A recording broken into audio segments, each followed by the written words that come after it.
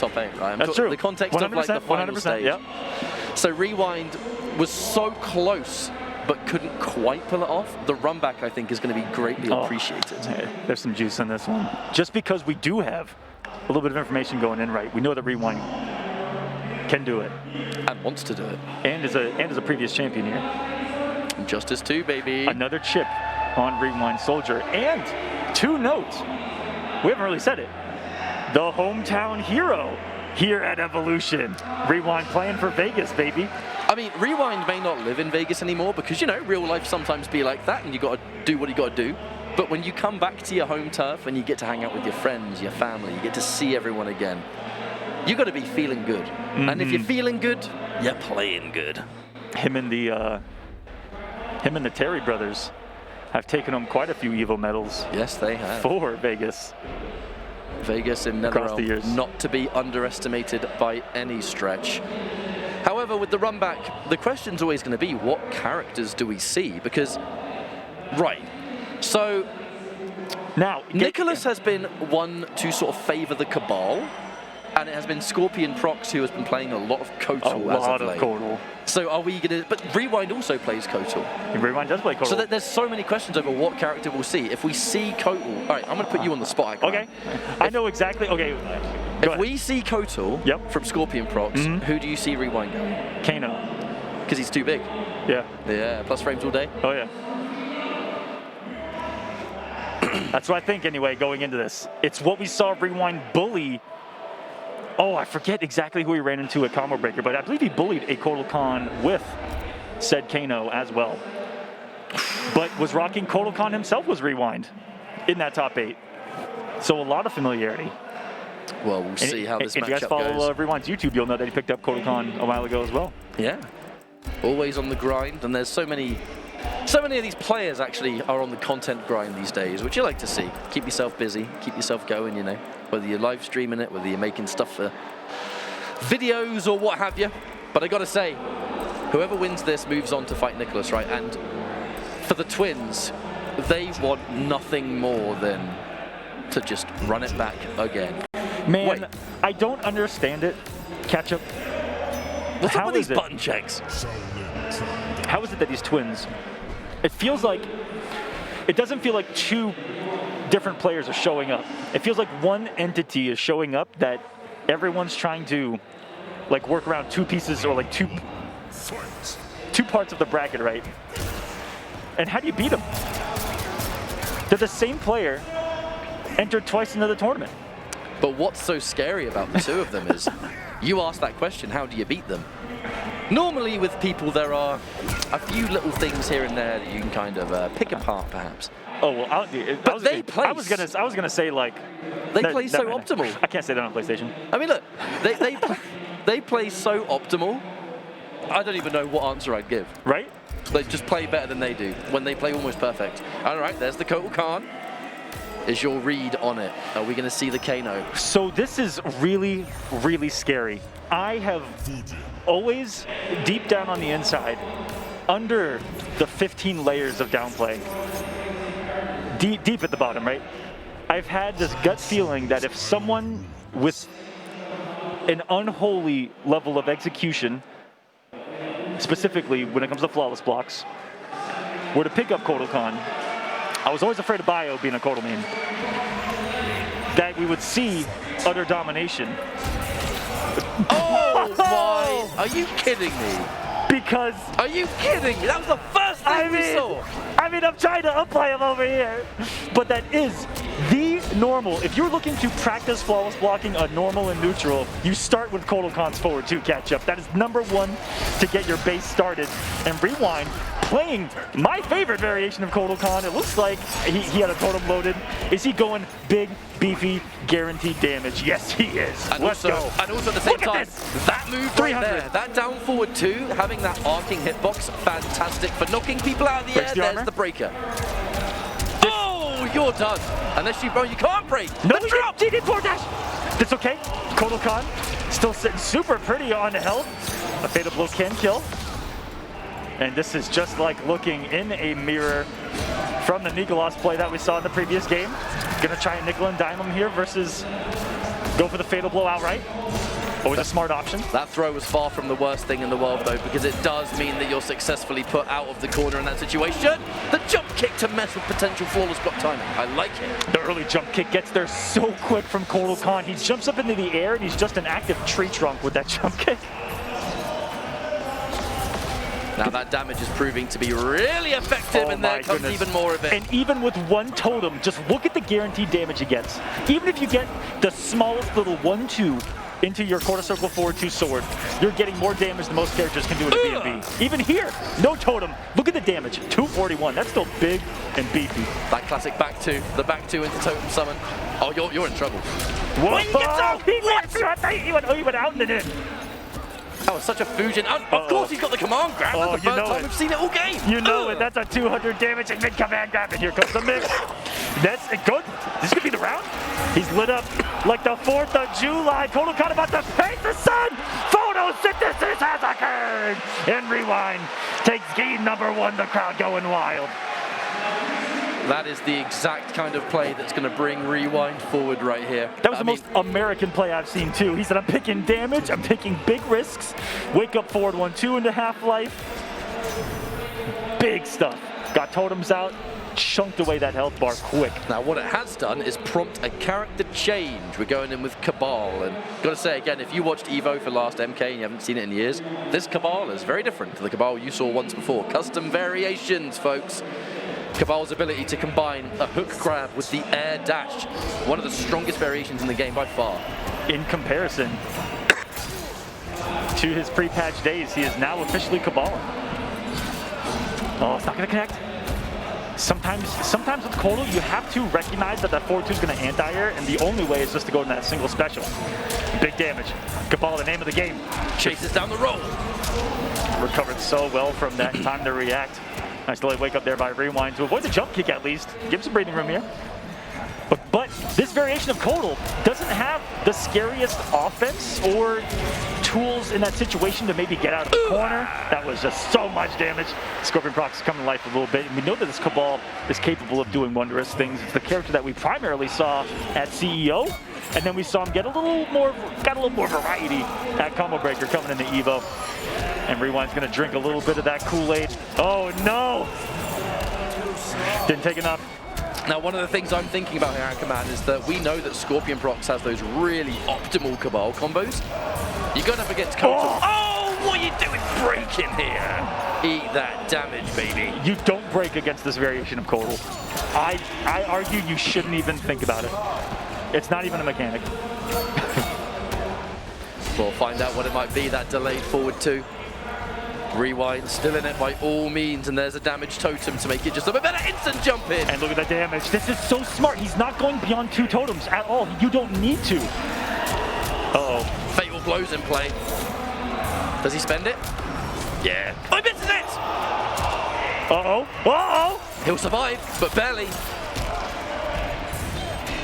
That almost worked too. The call out. I'm gonna run no mad dash. Did he flawless block that? I'm sure he flawless blocked that dash. He had no defensive bar. I think I'm gonna be sick. I'm right there with you. Damage totem, ready to go, and around. On the board, some breathing space for Rewind to do it again. Denies the plus frames and says, no mate, I want to flawless block that, thank you. Counter hit into a full combo for your boy. What he just did is take away almost the entire offensive game plan of Kotal Khan 2, which is down 3 hit advantage, mixing the command grab. Ooh, the 1-2. Flawless block once more, dash in, command grab. No doubt amplify here to keep the corner. Now he's got 2 damage buffs. One from the command grab itself as Kotal Khan is glowing. You see those tattoos, those yellow tattoos. The brighter that they glow, the more damage this big boy's gonna do. Now that fatal blow's locked in now. That grab's gonna unlock the potential here of Kotal Khan. 2 totems. Do not get hit, my friend, otherwise you're done. However, 1-1-1, unbreakable. No, he gets it. Is that enough? No need to go for unbreakable when you got no defensive bar. We'll just take the damage. I think Rewind may have gotten caught there going for the triple totem stack. I think that he thought that maybe the triple stack raw fatal blow was going to kill, put himself in that situation. Got the breakaway there. Rewind not recognizing that that 4-2 is going to anti-air and go immediately into the down 4-2. And Rewind, no hesitation on the restart. No hesitation. Ooh, I don't know about that. Khan is definitely the character for this matchup, at least for now. We'll see how this next match goes. But another catch! No meter to amplify, but honestly, who cares? He put himself in the corner with a totem and some negative frames, and he is just making it work right now. Uh-oh. This won't even a sub on health, but hey. Not even. Kotal's still got the life lead. This boy's beefy. Oh, you know it. 50 extra, juicy, thick health points. Any risk into a flawless block, and Rewind is not challenging it, at least right now. Expects maybe a stagger of some sort, perhaps something a little bit against the grain. There's the jump in though for Scorpionprocs, and that'll be the round for sure. Maybe the first totem that we've seen cleanly punished outright. Rewind's gotten a lot of them out in neutral.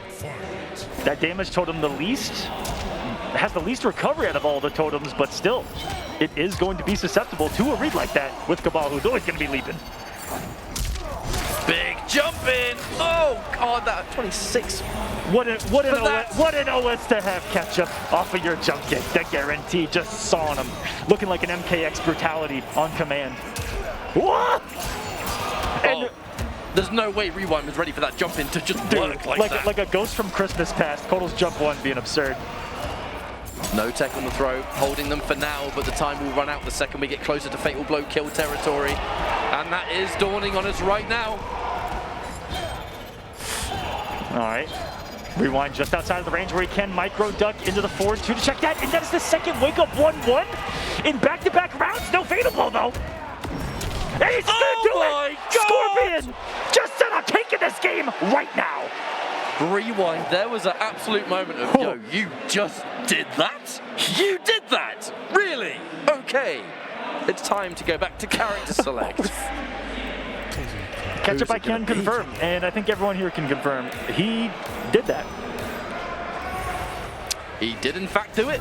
That happened. Now, I think a little bit of stabilizing the momentum is what this character change was about, because it looked to me like that Kotal Khan variation was exactly the same. So more than likely, this was a, right, yep, you got me, so you're going to probably feel some momentum from that. I'm not going to feel so great. Let's just disengage a little bit and come back, and that's exactly what we're doing here. Scorpionprocs just needs one more game to meet Nicholas and win his finals. I mean, what's going on here? Wait, did he just... That was insane. That was insane. Whoa. Okay.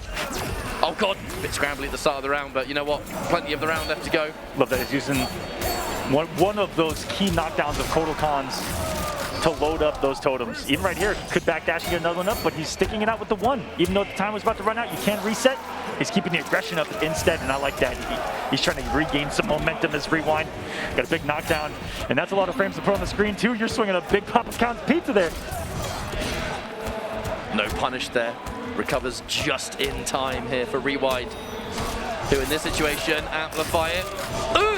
Give me some more of that. Huge knockdown here, and that is just a tough spot to be against Kotal Khan. The hard knockdown really close to him at strike mid-command grab range. It's not strike though, it's a lot scarier than that with this guy. That instant air-to-air, something that Rewind has been getting so much mileage out of. The back-to-back down three, just in case you were thinking about it. I had a conversation with him about Kotal Khan yesterday. He said, man, ever since I found Kotal Khan's down three, I sometimes just do it and spam it. It is so fun. Such a good hit advantage to have with Kotal Khan. Two of them. If you get hit now, the game's over. If he gets a triple stack up. Oh no! Look at the damage. That's like 240, 250. Okay, it went away in the middle of it and it still hurt. Flawless blocks out there for Scorpionprocs. Keeping that execution nice and ripe as we exit this round potentially. A confirm, and now Fatal Blow just became very scary. What an optimal. They're gonna run the wake up, he's gonna get it, but it's not fatal. Oh my goodness. Uh-oh, don't get hit. Fatal Blow's not gonna be needed anymore. Is Rewind gonna find it? What's it gonna be? The patience now. The flawless block, but no meter to do anything about it. Whoa! Commit! What was the decision there? I'm gonna do that string and you're gonna let go of block. That was a next level just commitment. And if it worked, we'd be losing it. Really did bet it all on Rewind, matching a reversal of after the 1-1-1. Incredible. Armor breaker, no doubt, will spend it. Spend it while you got it. And that's a great way to start this final game here between Scorpion and Rewind. Oh, you can't break away there. That was the sweet spot for it to hit. Both these players out there, huge start, and he even had time to think of, my normal's not going to reach. Let me go to option B. And now defense here for Rewind. This Stop time calls it out. You want a flawless block here? Feel free. I'll just wait and get my punish. But where do we go from here? That's the question. Totem 1. Are we looking for a second? Totem 2. Uh-oh. Are we going IHOP? Can we get the triple stack? Oh, no. Oh, no! All of the damage that Rewind is just had on the table. This jumping is going to be problematic. Rewind, this is the last chance for the winner's bracket life here. Match point for Scorpionprocs. He gets one up. Get off me. He has the belief. Threw out Kodokan's quickest button there, but it's a high. It was a good check from Scorpion to go to the down 4. He gets knocked down to the throw. Oh, these guys have not been afraid to jump themselves into the corner, but it does cover a lot of the wake-up options if you think about it. And now Scorpion going to be making that hard read on command grab, the way things are currently going so much. Now the escape failed. That reverse throw is going to do so much damage if he lands it. The breakaway for Rewind, probably the last breakaway we're going to see! That was ludicrous! Scorpionprocs taking the breath from all of us here with that one. Such gameplay in both of these winners. Semis and the double jump kick will do it. Scorpionprocs will be meeting his own blood brother in the winners finals of Evolution 2022 here from Mortal Kombat 11. The story is going to continue, but what a statement just those 2 matches were. But again, though, Mr. Ackerman, again! This is, for me, one of the most significant turning points in our community's modern history. These 2 players who I reckon there was a huge amount of people didn't even know who these 2 were before this year began.